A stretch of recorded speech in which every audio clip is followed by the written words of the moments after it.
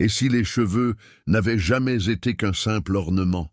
Et s'ils avaient été, depuis toujours, l'une des dernières défenses naturelles contre les forces qui s'opposent à notre éveil? Pendant des siècles, cette question fut ridiculisée, occultée, voire considérée comme une superstition. Mais dans les textes anciens, notamment dans les cercles gnostiques, il était jugé trop dangereux de la poser publiquement, car la réponse aboutissait toujours à la même conclusion. Les cheveux n'étaient pas neutres, ils faisaient partie de quelque chose de plus grand, quelque chose qu'il fallait oublier. Avant de continuer, faites une courte pause. Indiquez-nous maintenant d'où vous nous regardez, pays ou ville. Laissez un like. Cela contribue à ce que ce savoir ne tombe pas dans l'oubli. Abonnez-vous à la chaîne, car le contenu des prochains chapitres est exclusif. Reprenons. Dans les premiers récits gnostiques, Jésus apparaît non seulement comme un maître moral ou une figure religieuse, mais aussi comme celui qui a transmis un savoir technique sur la conscience humaine. Cependant, ce savoir n'était transmis qu'à un groupe restreint, connu sous le nom d'élus.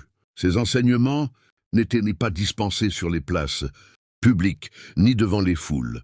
Ils étaient transmis en silence, à l'abri des mauvaises oreilles. Et il y avait une raison évidente à cela. Les gnostiques croyaient que le monde matériel n'était pas neutre. Il était gouverné par des entités appelées archontes, des intelligences qui n'avaient pas créé la vie, mais avaient appris à la contrôler. Leur méthode n'a jamais consisté en l'usage direct de la force. Il a toujours été question d'interférence, de confusion, de brouhaha mental, de déconnexion intérieure. Et c'est là que les cheveux entrent en scène. Dans presque toutes les traditions anciennes, hébraïques, égyptiennes, orientales, chamaniques, les cheveux apparaissent comme un symbole de force, de perception ou de connexion avec l'invisible. Il ne s'agissait pas d'un hasard culturel. C'était un savoir partagé, adapté aux différentes langues. Les cheveux étaient perçus comme un prolongement sensible du corps, participant à la perception du monde. Les gnostiques allèrent plus loin. Pour eux, les cheveux fonctionnaient comme une sorte de champ périphérique de la conscience, une zone où des informations subtiles étaient captées avant même d'être pensées. C'est pourquoi, dans les textes interdits, ils sont décrits comme une frange de la perception, et quelque chose qui précède la pensée rationnelle, et cela troubla profondément les archontes. Selon ces textes, les tasses archontes ne peuvent se connecter directement au noyau de la conscience humaine. Ils ont besoin d'ouverture, d'états émotionnels instables, d'une peur constante, d'un tumulte intérieur de distraction. Plus l'attention est fragmentée, plus il est facile d'interférer. Réfléchissez-y. Si une partie du corps humain amplifie la perception, fonctionne comme une antenne, une extension sensorielle, cela devient un problème pour tout système de contrôle invisible. C'est pourquoi, symboliquement, les cheveux ont toujours été une cible, non seulement en termes d'apparence physique, mais aussi à cause de leur dévalorisation, de leur moquerie et de l'idée qu'ils ne servent à rien, car ce qui est considéré comme inutile cesse d'être remarqué. Et ce qui n'est pas remarqué n'est ni compris ni activé. Dans les récits gnostiques, Jésus a mis en garde les élus à ce sujet. Il ne s'est pas exprimé en termes mystiques et ésotériques, mais de façon directe. Le corps humain est conçu pour percevoir plus que ce qui lui est permis. Certains éléments naturels de ce corps rendent difficile l'interférence quantique lorsqu'elle est utilisée consciemment. Les cheveux en font partie. Mais attention, il ne s'agissait pas de considérer ces cheveux comme une sorte d'amulette. Ce serait puéril. L'enseignement gnostique n'a jamais fonctionné ainsi. L'essentiel était la conscience, l'intention, la présence. Les cheveux n'ont joué qu'un rôle d'amplificateur. Les textes expliquent que lorsqu'un être humain atteint un état de pleine conscience, de silence et de concentration, le champ sensoriel autour de sa tête se modifie, non pas au sens religieux mais au sens perceptif. Le brouhaha mental diminue, les interférences perdent de leur influence, et les archontes qui dépendent de ce brouhaha ont du mal à s'implanter. C'est pourquoi ce savoir a peu à peu disparu, non pas parce qu'il était faux, mais parce qu'il était gênant. Avec le temps, les enseignements publics ont été simplifiés, moralisés et transformés en règles extérieures. Tandis que le savoir interne, technique et perceptif, était relégué à des textes apocryphes, hérétiques ou dangereux, les cheveux devenaient un simple accessoire de mode, une question d'esthétique, la vanité, quelque chose de distinct de la conscience. Et cette séparation était précisément le but recherché.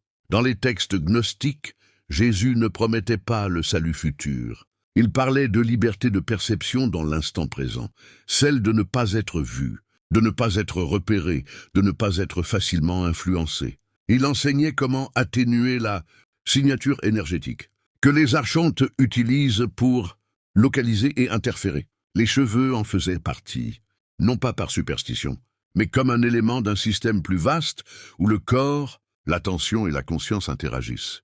Si tout cela vous paraît absurde, posez-vous une question simple.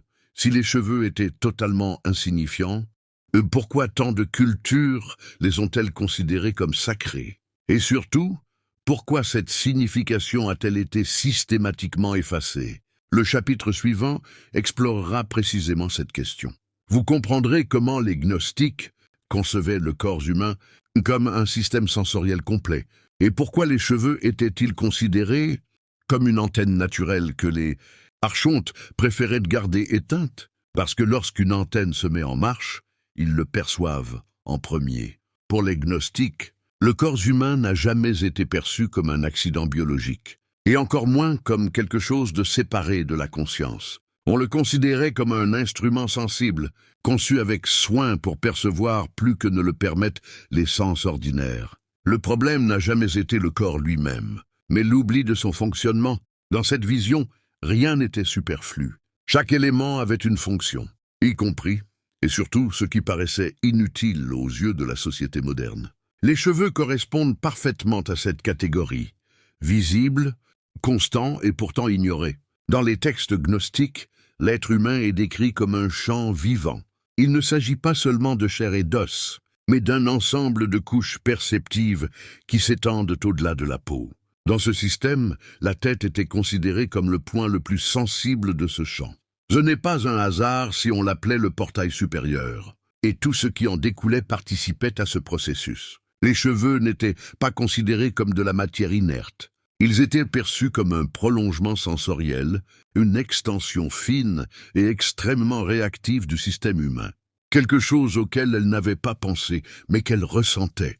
Elle n'a pas raisonné, elle a réagi. Tandis que les yeux captent la lumière et les oreilles les vibrations sonores, les cheveux perçoivent les variations subtiles de l'environnement, les changements de champ, les altérations imperceptibles à l'esprit rationnel. C'est pourquoi, dans les textes anciens, elle apparaît associée à l'intuition, à la prémonition et à la perception anticipée.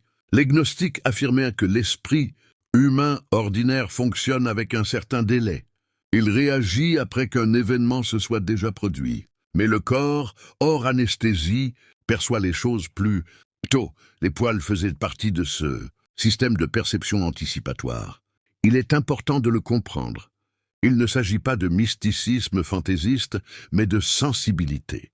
De même que certains animaux perçoivent les changements de leur environnement avant les tremblements de terre ou les tempêtes, les humains sont également capables de percevoir les changements invisibles. Nous avons simplement oublié comment.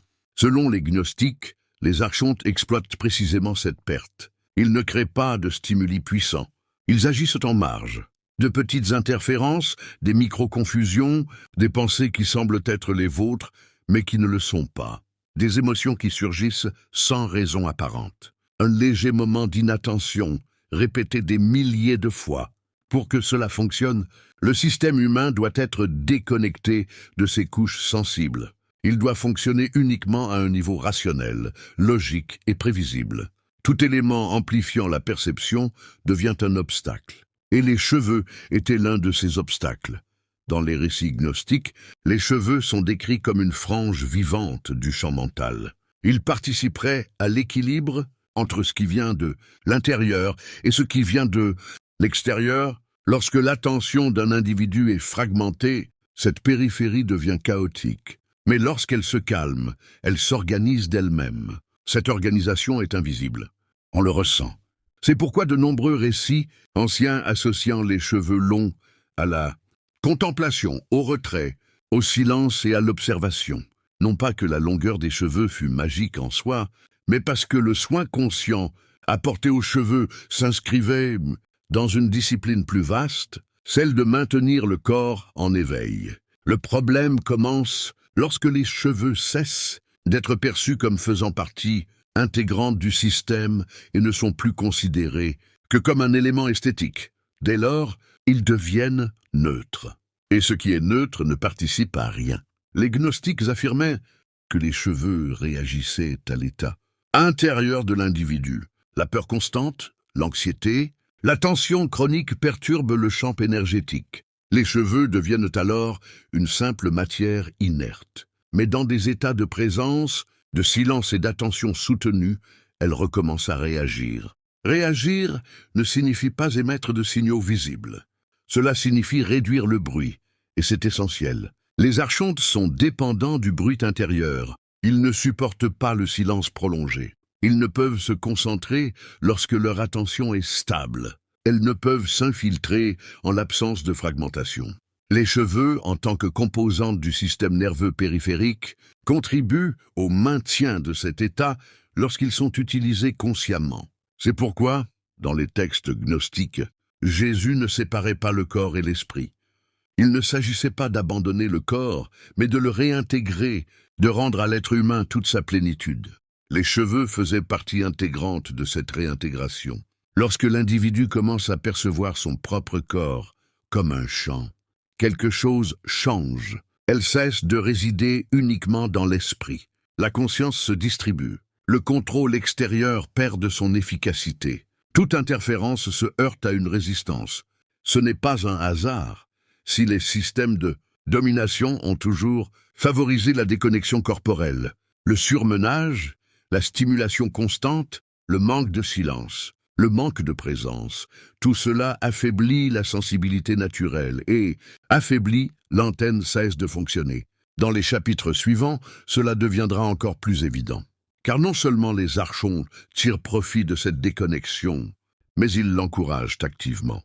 Et tout enseignement qui conduit l'humanité à recouvrer sa perception intégrale devient une menace directe. Dans le chapitre suivant, nous approfondirons précisément ce point. Pourquoi les archontes abordent-ils cette connaissance? Non par superstition, mais par stratégie.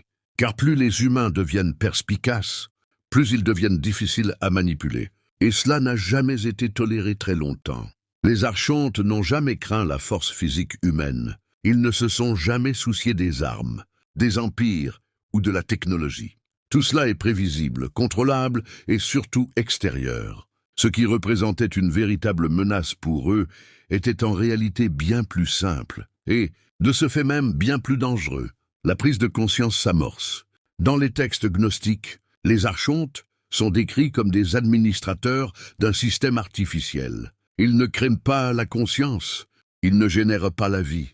Ils se contentent d'imiter, de réguler et d'intervenir. Leur existence repose sur la répétition, la routine et l'inconscience. Là où règne l'automatisme, ils prospèrent. Là où règne la présence, ils échouent. C'est pourquoi il fallait détruire ce savoir. La plus grande crainte des archontes n'est pas la confrontation directe, mais l'invisibilité. Une personne qui en prend pleinement conscience cesse d'émettre les signaux, qui lui servent de point d'ancrage.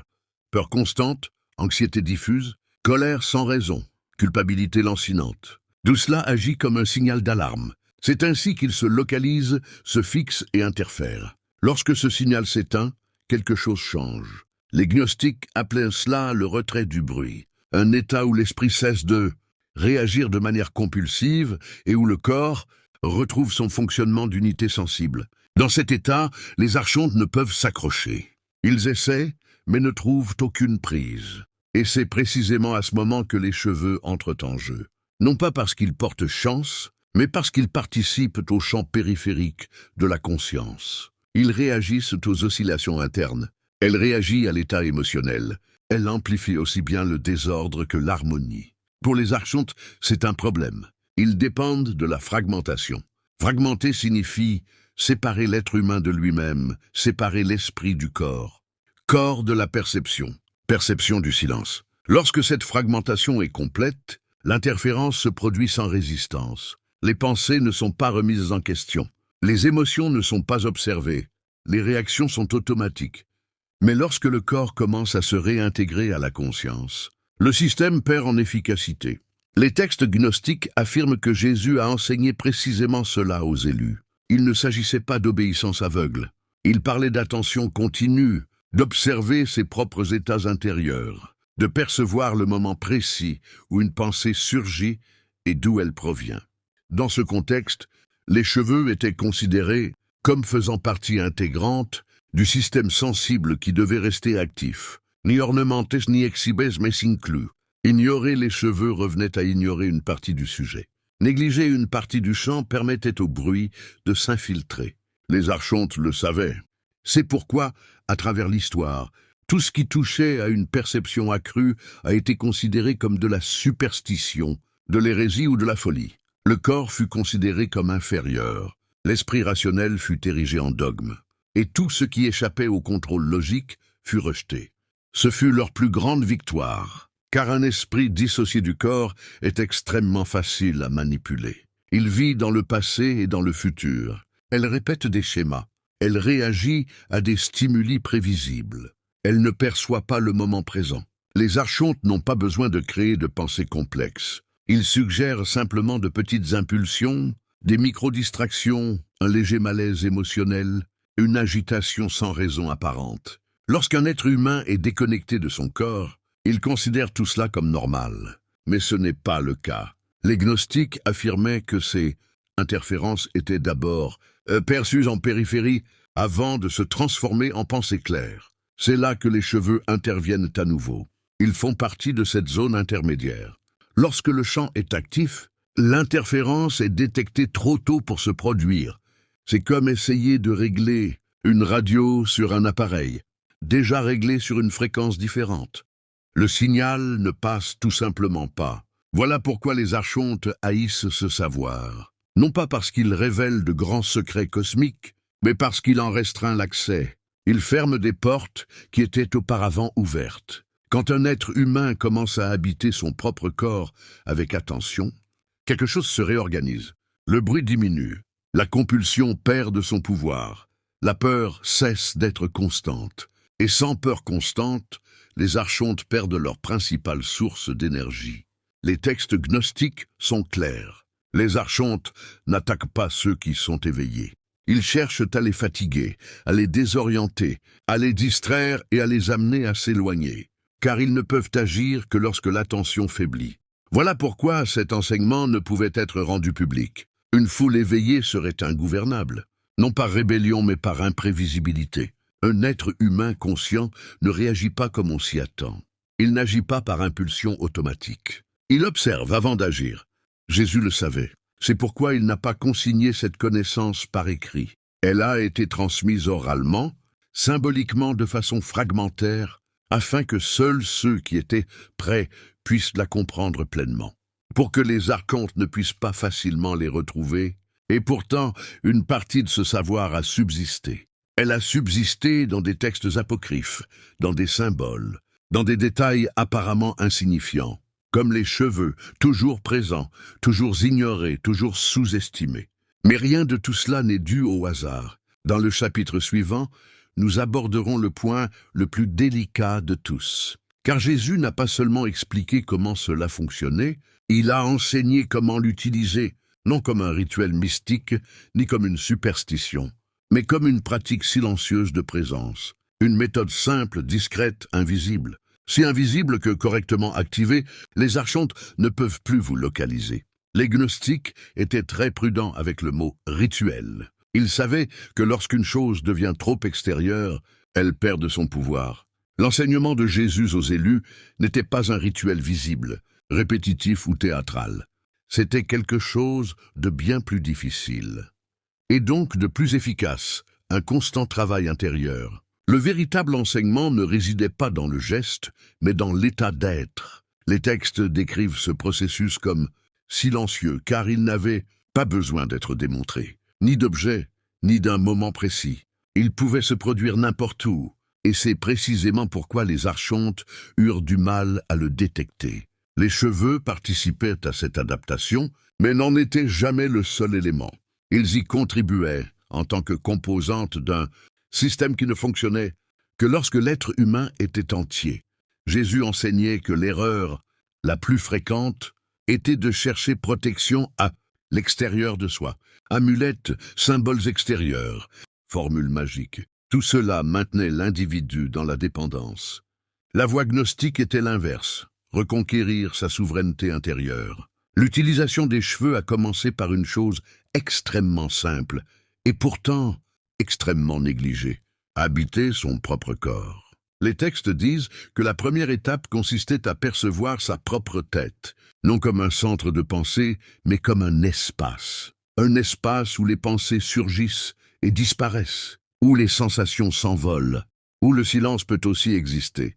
Lorsque cette perception s'est stabilisée, le champ sensoriel autour de la tête a changé, non pas de manière mystique ou exagérée, mais de façon fonctionnelle. Le bruit a diminué, l'attention devint continue, et les cheveux, comme un prolongement périphérique, commencèrent à réagir à ce nouvel état. Réagir, encore une fois, ne signifie pas faire quelque chose de visible. Cela signifie cesser d'amplifier le chaos. Jésus enseignait que la plus grande erreur était de vouloir activer quelque chose par l'effort. Un effort excessif engendre des tensions. La tension engendre le bruit. Et le bruit est précisément l'environnement où les archontes excellent. L'état optimal était décrit comme une vigilance détendue, une attention sans rigidité, une présence sans effort. Dans cet état, les cheveux n'étaient plus ignorés. Il s'agissait désormais de le ressentir, non de le toucher compulsivement, ni de l'observer anxieusement, mais de l'intégrer à la perception globale du corps. Les gnostiques affirmaient que le corps tout entier devait être perçu comme un champ unique et continu. Dans ce cas, aucune brèche ne permet aux interférences de pénétrer. L'esprit cesse d'être un espace isolé et devient partie intégrante d'un organisme attentif. Le rituel silencieux consistait précisément en cela, ne pas s'absenter de soi-même. Les textes décrivent que lorsque l'individu demeurait suffisamment longtemps dans cet état, un phénomène curieux se produisait. Les pensées intrusives s'atténuaient et les émotions, sans cause apparente, perdaient de leur intensité. L'impulsion de réagir s'est automatiquement affaiblie. Non pas parce que le monde changeait, mais parce que le point de contact changeait. Les archontes, selon les gnostiques, ne peuvent agir que lorsqu'ils rencontrent une réaction immédiate. Quand un événement survient et que l'individu réagit sans s'en rendre compte. Quand l'attention est fragmentée. Quand le corps est absent. Mais lorsque des êtres humains sont présents, même de manière périphérique, l'ingérence ne trouve aucun moyen de s'implanter. Jésus a averti les élus de ne pas en parler ouvertement, non pas parce que c'était dangereux physiquement, mais parce que cela risquerait d'être mal interprété. Les gens chercheraient des solutions rapides. Ils transformeraient la présence en technique, la technique en superstition, et la superstition venait s'ajouter au brouhaha ambiant. L'enseignement devait rester vivant, non pas mécanisé. Dans ce contexte, les cheveux servèrent de rappel constant. Quelque chose était toujours là, toujours perceptible, toujours ignoré. Lorsque l'individu prenait conscience de son propre corps, ses cheveux devenaient naturellement son point de mire. Ce simple geste, se sentir entier, produisait déjà un effet immédiat. Les textes décrivent cela comme un retrait du signal, un état dans lequel l'individu cesse d'émettre des schémas prévisibles. La peur constante se dissipe, l'angoisse s'estompe. L'esprit n'offre plus les mêmes points d'accès. Les archontes tentent, en vain, de maintenir le contact. Il est important de comprendre que cela ne rend pas l'individu physiquement invisible, mais qu'il devient énergétiquement insignifiant pour le système d'interférence. Il est inutile de persévérer là où il n'y a pas de réaction. Jésus a enseigné que cet état n'avait pas besoin d'être permanent, mais seulement fréquent. Plus l'individu se reconnectait à lui-même, plus cet état devenait naturel. Jusqu'à ce qu'à un certain point, l'ingérence cesse d'être la règle et devienne l'exception. Tel était le véritable pouvoir enseigné aux élus. Ne dominez pas les entités, n'expulsez pas les forces extérieures par la violence, mais n'offrez pas non plus d'espace intérieur. Les cheveux, dès lors, remplissaient leur rôle silencieux, en tant qu'élément d'un système qui avait repris ses fonctions, en tant que prolongement sensible d'une conscience qui n'était plus fragmentée. Les gnostiques affirmaient que cet état était d'abord perçu comme un soulagement, puis comme une clarté, et seulement plus tard comme une liberté. Liberté de réagir, liberté de ne pas être tiraillé par ses émotions, liberté de ne pas se laisser submerger par les pensées stériles. Et cela, pour les archontes, était inacceptable. Dans le chapitre suivant, le dernier, nous aborderons les conséquences ultimes de cet enseignement. Que se passe-t-il lorsqu'un être humain maintient cet état pendant une période suffisamment longue, lorsque le chant se stabilise, lorsque le bruit descend en dessous du seuil? Car il existe un moment où quelque chose change indéniablement. Il arrive un moment où non seulement ils interviennent moins, mais ils ne peuvent tout simplement plus vous voir. Il existe un instant, décrit avec une extrême prudence dans les textes gnostiques, où quelque chose change de façon irréversible. Ce n'est pas un éclair, ce n'est pas une révélation spectaculaire. Il n'y a ni voix, ni signe, ni spectacle. Au contraire, ce qui caractérise ce point, c'est l'absence. L'absence de bruit, absence d'urgence intérieure, absence de cette pression constante qui paraissait auparavant normale. Les gnostiques appelaient cela le franchissement du seuil, un état où les humains cessent d'intéresser les archontes, non pas parce qu'ils sont devenus puissants, mais parce qu'ils ne leur sont plus utiles. Pour les archontes, les humains servent de transmetteurs, émotions incontrôlées, pensées répétitives, peurs diffuses, une anxiété sans cause apparente. Tout cela dessine un schéma identifiable, une trace. C'est ainsi qu'ils le perçoivent. Mais lorsque ce schéma se dissout, leur vision se dérègle.